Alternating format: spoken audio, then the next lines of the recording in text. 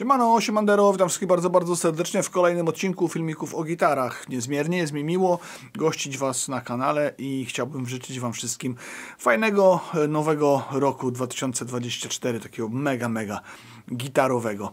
Zjawisko przesterowywania w sygnałach audio, w słuchaniu muzyki, w audiofilstwie, w hi-fi jest tak naprawdę zjawiskiem niepożądanym. Ale zupełnie zgoła odmienne doświadczenia i zgoła odmienne potrzeby mają gitarzyści elektryczni. Gitarzyści elektryczni oczywiście najpierw również grali na wzmacniaczach, które grały barwą taką troszkę bardziej czystą, ale wraz z rozwojem gitary elektrycznej, wraz z rozwojem technik wykorzystywania i kombinowania i eksperymentowania na drodze pojawił się przester. Te przestery na samym początku były bardzo różne, bo mieliśmy zarówno brudne, kwadratowe fuzy, mieliśmy The Beatles wykorzystujące wpinanie się nawet liniowe i wykorzystywanie po prostu sygnału, który z samego miksera bez wzmacniacza był przesterowywany. Niektórzy cieli głośniki, ażeby uzyskiwać brudne brzmienie, ale tak naprawdę takie przepiękne i znane wszystkim brudne brzmienie gitary elektrycznej narodziło się wraz z tym, że niektórzy z gitarzystów rozkręcali swoje wzmacniacze na maksa. Z reguły były to 100-watowe Marshale bądź 100-watowe Fendery, w zależności od tego, po której stronie globu uprawiali swój kunszt muzyczny. I dzięki temu rozkręcaniu na maksa krankowali ten wzmacniacz i uzyskiwali efekt takiego brudu. Nie da się ukryć, że pewnie nie było to zbyt zdrowe dla uszu, nie było to zbyt łatwe do okiełznania. No i nie da się ukryć, że był to tak jakby efekt uboczny tego, że kiedyś nie było po prostu nagłośnienia, czyli nie było tak zwanych przodów, nikt specjalnie nie nagłaśniał wzmacniaczy mikrofonem, stały wielkie kolumny, nieraz były to kolumny 8x12. Tutaj podziękujemy technicznym Jimiego Hendrixa, którzy powiedzieli nie i kazali te kolumny podobno przeciąć na pół, taka jest legenda i tak powstały 4x12. Natomiast nie da się ukryć, że był to taki efekt uboczny tego właśnie zjawiska. Ale oczywiście poza tymi wszystkimi gitarzystami, którzy grali gdzieś po domach, poza tymi wszystkimi gitarzystami, którzy gdzieś tam, kombinowali, żeby sobie jednak ćwiczyć, a niekoniecznie wcale chcieli grać na scenie, również na tych malutkich wzmacniaczach, których wcale nie mogli porozkręcać jakoś specjalnie głośno, bo może na przykład sąsiadom to przeszkadzało, też chcieli uzyskać ten efekt, czyli tego takiego brudu. Tak powstał overdrive.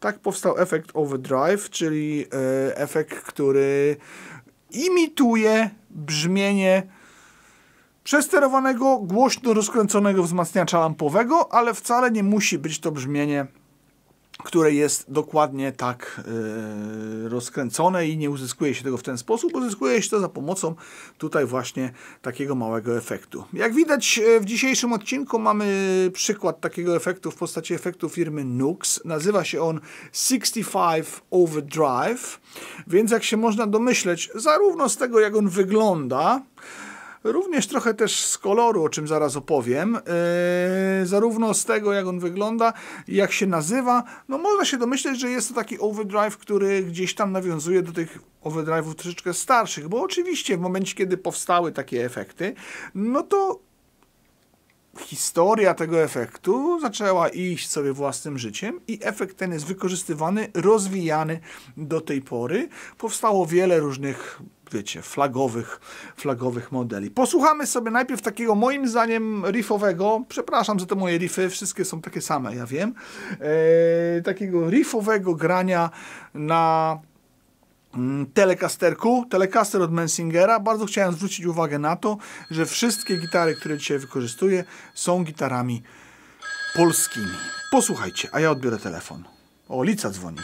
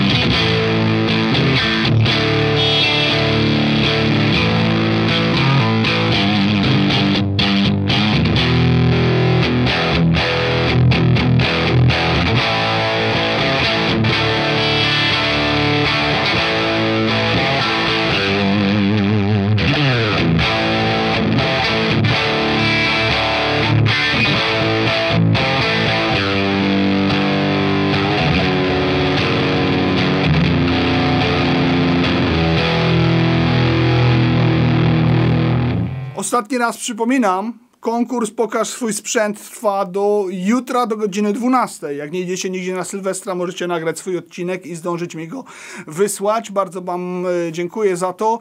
Udostępniłem na Fogowiczach linka, który chyba jeszcze działa, do całkiem taniej wersji Vegasa programu, który nie jest idealny, ale na którym montuję i do którego się przyzwyczaiłem. Chciałem nawet go zmienić, ale stwierdziłem, że już będę się od nowa wszystkiego uczył. Zobaczymy, jak to wyjdzie w przyszłym roku. Kanał można, wiecie, subskrybować, a filmiki można lubić. 50% ponad osób w tym momencie ogląda filmy bez subskrypcji. Przy tej oglądalności, którą mam, daje to możliwość dotarcia do 100 000 subskrybentów w przyszłym roku. Dajcie radę i dajcie tego suba, to nic nie kosztuje. Bardzo namawiam również na wspieranie kanału poprzez Patronite. Bardzo dziękuję za całe to wsparcie. Guzik wesprzyj pod filmem, różne inne formy. Piszcie komentarze. Przypominam jak zawsze, że jest zabawa dla patronów. W tym momencie mamy do wygrania gitarę Telecasterka of Ego i potem też te nagrody, które są w tym konkursie Pokaż mój sprzęt, gdzie główną nagrodą jest rewelacyjna kamera Zoom Q8N 4K. Dajcie radę, nagrajcie jeszcze te filmy. Nie wiem, w jakich kryteriach będę je wybierał. Mam nadzieję, że do końca stycznia ja obejrzę wszystkie i że uda mi się wyłonić zwycięzców. Nagród jest bardzo dużo. Przenosimy się już dalej do odcinka. Po samym kolorze tego efekciku można się domyślać, że jest to efekt, który gdzieś tam pewnie nawiązuje do klona Centaura. Chociaż ja wcale nie jestem tego jakoś specjalnie pewien. No ale rzeczywiście te gałeczki, ten kolor, najprawdopodobniej jest to gdzieś tam ukłon w stronę klona Centaura. Tego klona Centaura było bardzo dużo. Jest to jeden z najbardziej uznawanych overdrive'ów na świecie. Używanych również do tego, żeby wzmacniacze boostować, co też zrobimy w dzisiejszym odcinku. Wszystkie testy zostały przeprowadzone na Mesa Boogie Mark V i wszystkie testy są przeprowadzone na czystym kanale, oprócz tego, który będzie testem dopalania, który pojawi się oczywiście na końcu, więc macie obraz tego, co może to zrobić z czystym kanałem wzmacniacza i jak to może zadziałać po prostu jako taki właśnie normalny, typowo overdrive. Czyli nie wiem, macie starego Fendera jednokanałowego albo jakiś piecyk, w którym bardzo lubicie swój czysty kanał, no to mniej więcej taki efekt uzyskacie. No oczywiście wiadomo, że ten Mark V tutaj ma też jakieś tam znaczenie, to jest bardzo specyficzny wzmacniacz, ale ostatnio lubię sobie na nim grać, więc postanowiłem, że wykorzystam go właśnie w tymże oto teście. W stosunku do klona Centaura, jeżeli w ogóle jest to jakakolwiek kopia bądź nawiązanie i ogólnie w stosunku do większości overdrive'ów, które są na rynku, bo takim kolejnym popularnym będzie na przykład TS9, czyli Tube Screamer od Ibaneza, bądź tam od Maxona i jego różne wersje. Tamte efekty są trzygałkowe. Tamte efekty mają korekcję, która po prostu jest takim filtrem, nazywa się to z reguły ton i jest to taki filtr, który albo po prostu robi, że jest dużo góry, albo że jest dużo dołu. W tym taki, że brzmienie jest takie bardzo siarczyste, albo bardziej zamulone. W tym efekcie, jak widać, zastosowano korekcję dwupunktową. Te filterki są tutaj dwa, czyli mamy korekcję zarówno barwy tej wysokich tonów, jak i tych tonów niskich, co pozwala na troszeczkę większą kreację tego brzmienia i na troszeczkę większą kontrolę nad tym co sobie usłyszymy. To, co grałem przed chwilą, było to semi-hollow body Mensinger Maverick, takie specyficzny zielony Telecaster. Jak powiedziałem, wszystkie gitary dzisiaj będą polskie. Druga gitara to również Mensinger Jasmine Lady. Obniżę się do dropa, żeby było troszeczkę bardziej stonerowsko, bo takie efekty w stonerach również są wykorzystywalne. Obniżę się do tego dropa, to też jest semi-hollow body, ale już takie duże, pełne i oczywiście dwa humbuckery bez żadnego rozłączania. W obu tych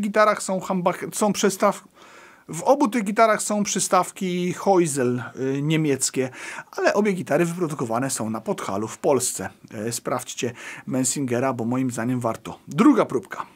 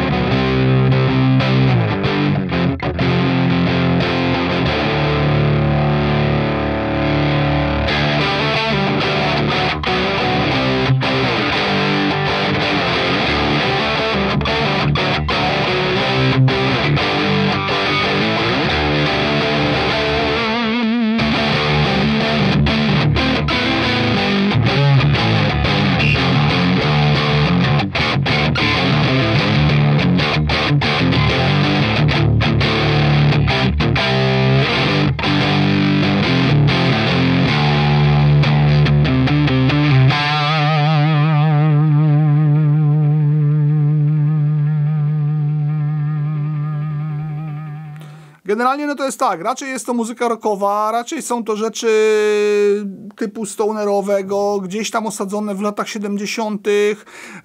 Raczej tego typu brzmienia takie z takim troszeczkę jeszcze nieokiełznanym brudem, więc efekty distortion to jest troszeczkę coś innego, to jest zupełnie inny etap grania. Do tej pory obie te gitary były raczej na takich oldschoolowych brzmieniach pick-upowych, również na oldschoolowych gitarach, więc postanowiłem, że następną próbkę sobie zrobimy tutaj na nowoczesnej gitarze, na nowoczesnych przetwornikach, na Fishmanach, które w ogóle bardzo są określone, bardzo nie ma za dużego wpływu to, co się dzieje wokół nich, tak naprawdę bardzo generują nowoczesny, ostatnio lubiany przez gitarzystów sound. Nie do końca jest to sound lubiany przeze mnie, chociaż rzeczywiście w pewnych sytuacjach jest on niezastąpiony, ale no, mamy tutaj do czynienia z tym, że teraz będzie Roof Guitars na Fishmanach właśnie, tam czasami chyba je nawet rozłączę, nie pamiętam już, do tych singli, bo one mają taką opcję i nawet tak całkiem nieźle grają, ale one są bardzo, bardzo określone. Z drugiej strony są to dosyć mocne przetworniki, więc zobaczymy w tym momencie, czy z takiego efektu uda się wyciągnąć coś, co jest już gdzieś bliskie distortionowi, czyli już z samego pick-upu dojdzie jeden tak jakby jeden stage. Niech mi ktoś przetłumaczy, jak powiedzieć stage po polsku. Jeden level, jeden poziom gainu, jeden gain. Wiecie, o co chodzi, tak? Który napędzi ten efekt. Od razu wam powiem, że nie do końca mi się podobało, jak to zagrało w rękach. Z drugiej strony, jak sobie tego posłuchałem, to stwierdziłem, coś w tym może jest. Tak jak powiedziałem, określone brzmienie przetworników z tym, że efektem użyte w sposób nie do końca taki, jaki ten tutaj system powinien być. To tak nie do końca jest zrobione, jak to powinno być wykorzystane, więc w ramach eksperymentu kolejna polska gitara.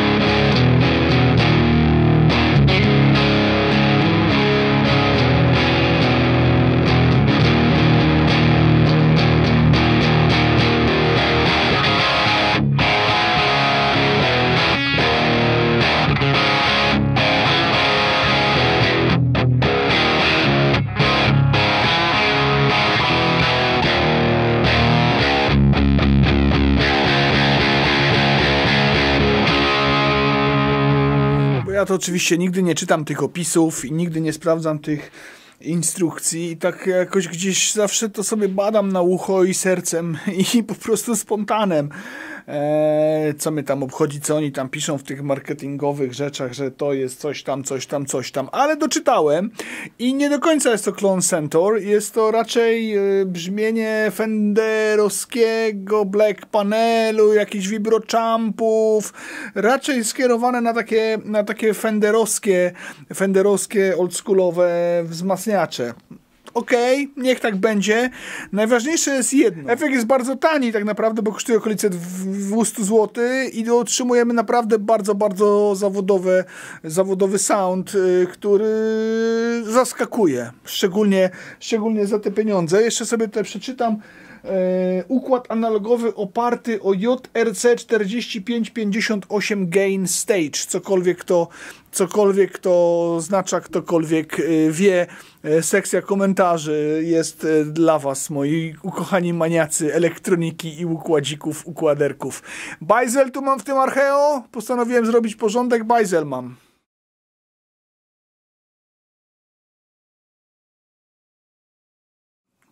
No i tak jak powiedziałem, mamy również do czynienia z tym, że w tym momencie użyjemy overdrive'a jako dopałki.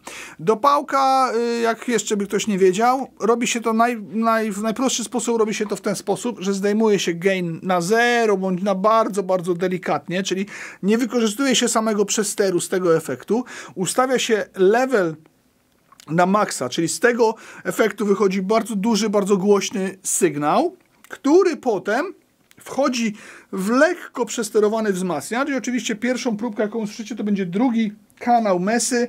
Pierwszą próbkę, jaką usłyszycie, to będzie coś takiego, że no, usłyszycie bez tego efektu, do którego momentu się zatrzymałem. Czyli z samego wzmacniacza nie ustawiamy jakiegoś też super ultra totalnego high gainu.